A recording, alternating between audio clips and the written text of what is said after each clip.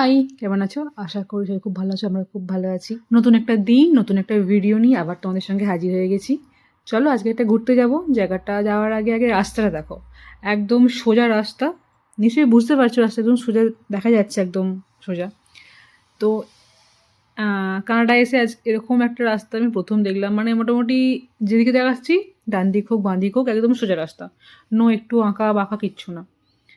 তো রাস্তাটা এত সুন্দর, কিন্তু ব্যাপারটা হচ্ছে মেঘলা ছিল হালকা মতো। আকাশটা দেখেছো ব্লু, কিন্তু হালকা মেঘলা আছে, যার জন্য ঠিকমতো বোঝা যাচ্ছে না।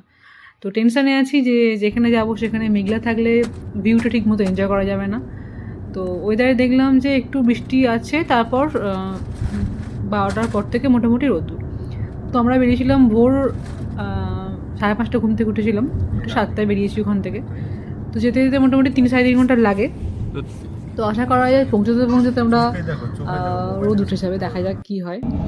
আর যাচ্ছিলাম একটা গ্রামের ওপর দিয়ে, বুঝতে পারছো কি না কী জানি, চারিদিকে সবজি টবজি চাষ হয়েছে, আর উইন্ডমিলগুলো ঘুরছে, ঘোড়া গরু ভেড়া চারিদিকে ঘুরে বেড়াচ্ছে। দেখে তোমাদের গাড়ির স্পিড ছিল মোটামুটি 100 থেকে 120-র মধ্যে, যার জন্য আমি দেখছিলাম দূর থেকে একটা কিছু আসছে সুন্দর দেখতে জিনিসটা, ভিডিও ক্যামেরা অন করতে করতেই সে সরে যাচ্ছে।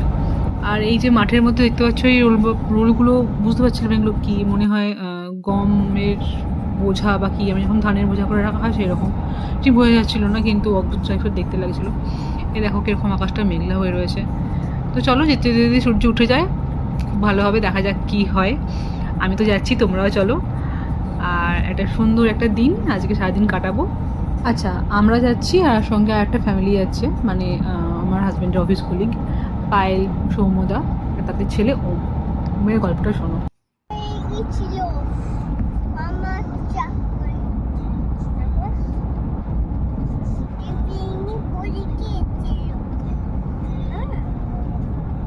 চুপ করে গেছে, ক্যামেরা দেখে চুপ।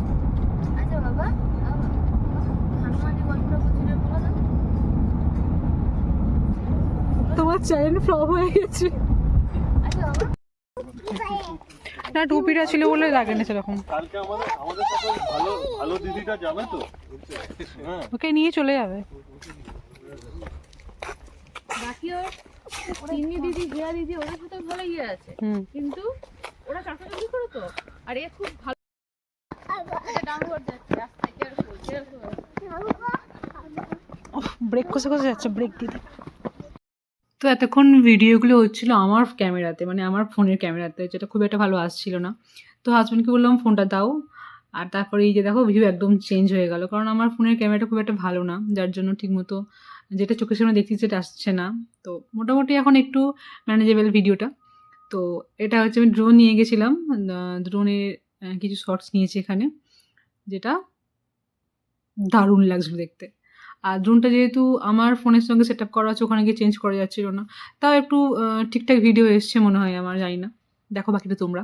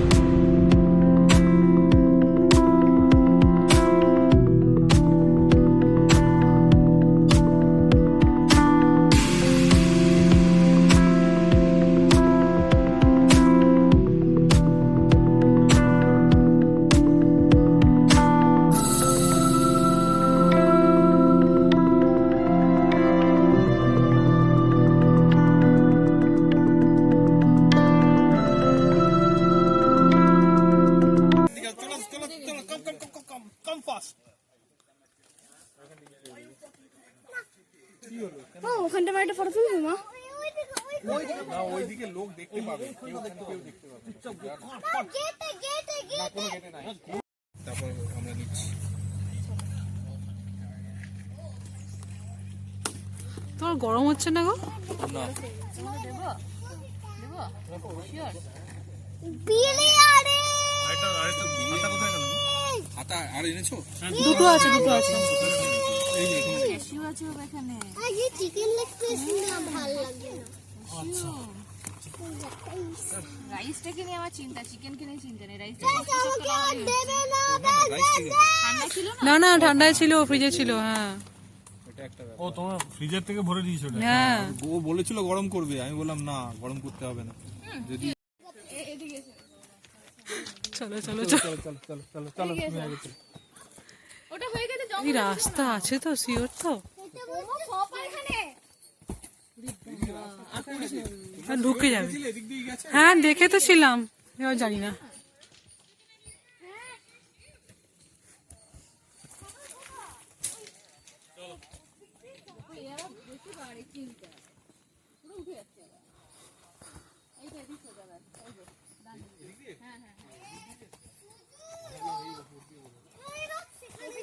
ব্যাগ নিয়েছিলাম, ও আচ্ছা তন্ময়দা আছে।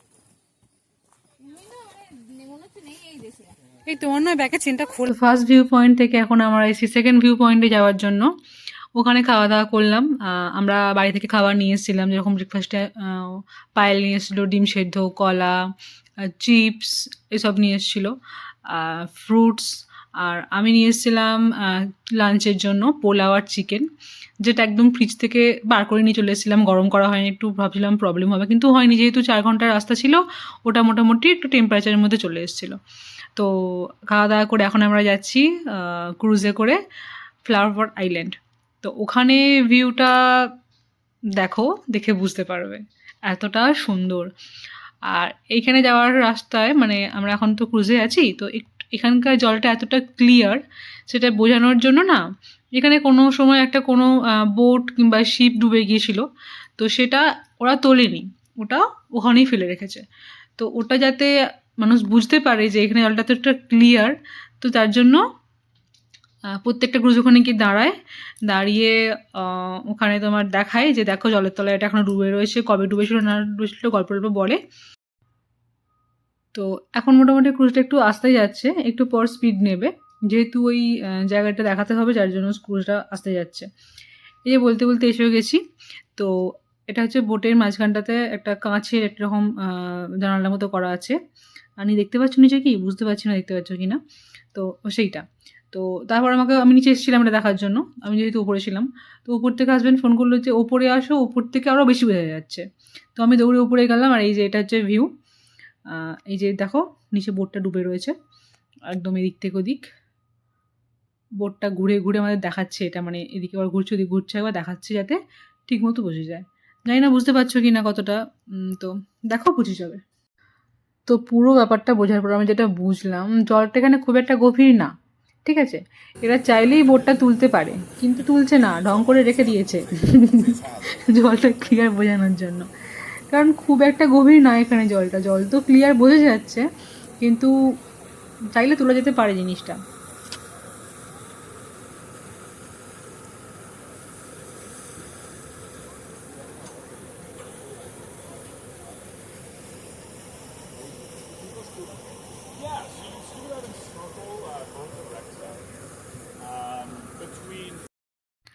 আর এই যে ওটা দেখানোর পর মোটামুটি এখন বোট নিজের গতি নিয়ে নিয়েছে। এটা বোট বলবো না ক্রুজ বলবো নাকি জাহাজ বলবো বুঝতে পারছি না। জাহাজ তো নয়ই, মানে ওই ছোটোখাটো একটা ক্রুজ বা বড় বোট, যাই হোক বাদ দাও। আর বুঝতে পারছো কি না এটা, কারণ প্রচণ্ড স্পিডে যাচ্ছে জিনিসটা। আর একটা ব্যাপার হয়েছে, মানে আমরা গেলাম যখন, তখন যেতে মোটামুটি আমাদের 1 ঘন্টা 40 মিনিটের মতো মানে 40 মিনিট 1 ঘন্টার মতো লেগেছে। কিন্তু যখন ফিরলাম তখন কিন্তু মোটামুটি ওই 15 থেকে 20 মিনিট লেগেছে। মানে যাওয়ার সময় একটু ধীর গতিতে গেছে, আসার সময় একদম স্পিডে এসছে, যার জন্য জিনিসটা হয়েছে। তো আমরা মোটামুটি এখন কাছাকাছি চলে এসেছি।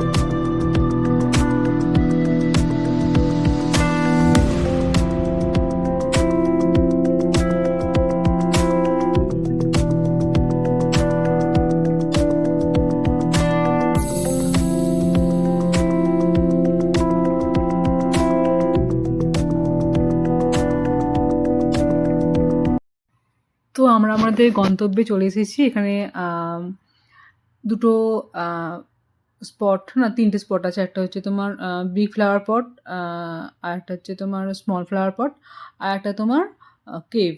তো প্রথমে আমরা কেভে যাব। যেতে হবে একদম একটু জঙ্গলের মধ্যে দিয়ে, রাস্তাটা খুবই উস্কো খুস্কো মতো।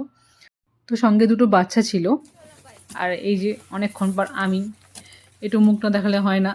তো যাই হোক, তো আমরা এখন যাচ্ছি। সঙ্গে কিছু খাবার টাবার নিয়ে নিয়েছিলাম, যে ওখানে গিয়ে যদি খিদে দিতে পাই, কারণ আমরা ক্রুজে চেপেছি দুটো, এখানে তিনটে নেমেছি। তিনটে থেকে এখন 3 ঘন্টা এখানে থাকবো, 6টা অবধি। তো 6টা থেকে আমাদের ক্রুজ আছে, আবার ফিরে যাব। তো ওখান থেকে আমরা গাড়িতে করে ফিরবো। তো এরকম একটা প্ল্যান ছিল। তো এখানে একটা বোর্ডে দেখলাম লেখা আছে এখানে সাপ থাকতে পারে, যা তো সাপ নয়, অ্যাটলিস্ট স্নেক থাকতে পারে। যার জন্য একটু স্টিকার পরে আসেন, একদম ভালো জুতো বা ফুল প্যান্ট এরকম কিছু পরে আসতে বলছে। তো লেখাই আছে, আমরা কোনো সাপ টাপ দেখিনি। তো দেখিনি, ভালো হয়েছে বাবা। দেখলে প্রবলেম হতো। তো এখন আমরা কেভের দিকে যাচ্ছি, চলো কেভটা দেখা যাক।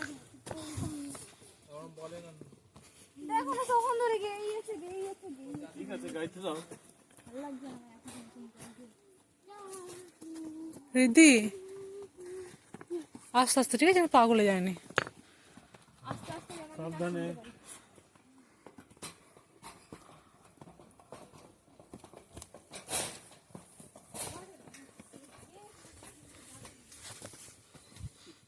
রিদ্ধি না, রিদ্ধি আমরা শুনে যাবো না, রিদ্ধি মানা করেছে কিন্তু আমি।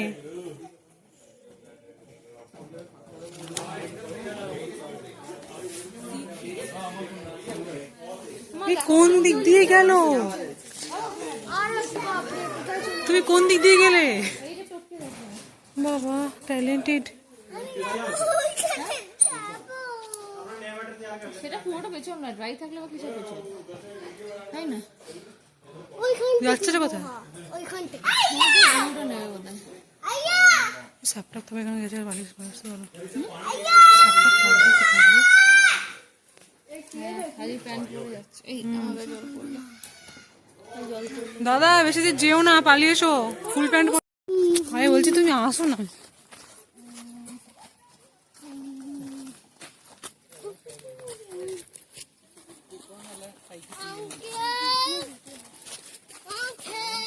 এইটা আগে রাখতে ওটা আগে রাস্তা ছিল। স্মল ফ্লাওয়ার পট এখানে রয়েছে, স্মল ফ্লাওয়ার। কি সুন্দর একটা গন্ধ যাচ্ছে।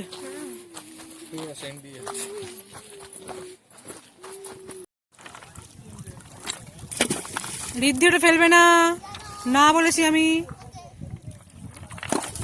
আমার প্ল্যান আমি জানি। রিদ্ধি এদিকে ন, ওদিকে ফেলো, আর ছোট পাথর ফেলো। আর একটু বড় হবে বোধহয় ওটা।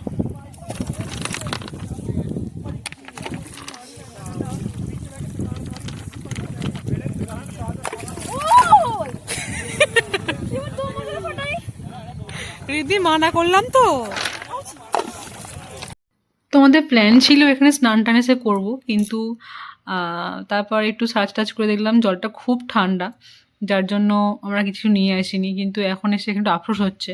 জলটা ঠান্ডা ছিল, কিন্তু অতটাও ঠান্ডা ছিল না, স্নান টান করাই যেত। কী আর করা যাবে, এখানে পাথরটা তো ছুঁটছিল। তো আমি তো চুপচাপ এখানে রিল্যাক্সে বসেছিলাম, জলের মধ্যে পা ডুবিয়ে, বেশ ভালো লাগছিল। আর এখানে পায়েল তো ফটোগ্রাফির একদম কি বলবো, তাও তোমাদের দেখাচ্ছি। ও মোটামুটি শুয়ে পড়ে ফটো তুলছে, ও এত ফটো তোলার নেশা। আমাদের প্রত্যেকটা ফটোও তুলে দিয়েছে। যদি দেখতে চাও তাহলে আমার ফেসবুক আইডিতে গিয়ে দেখতে পারো, যেটা আমি ডেসক্রিপশানে দিয়ে দেবো। আর আমার মাথার মধ্যে এখন অন্য কিছু চলছিল, যে ড্রোনটা কি ওড়াবো। এখানে ড্রোনটা ওড়ানো যায় না, মানে দেখছিলাম যে গুগল সার্চ করে এটা এই প্লেসটা নাকি ড্রোন ওড়াবার জন্য ভালো নয়। কিন্তু মনে হচ্ছিলো দেখি না একটু উড়িয়ে, যদি কিছু হয় কিংবা কেউ কিছু বললে আমি নামিয়ে নেব। তো মাথার মধ্যে এটাই চলছিল।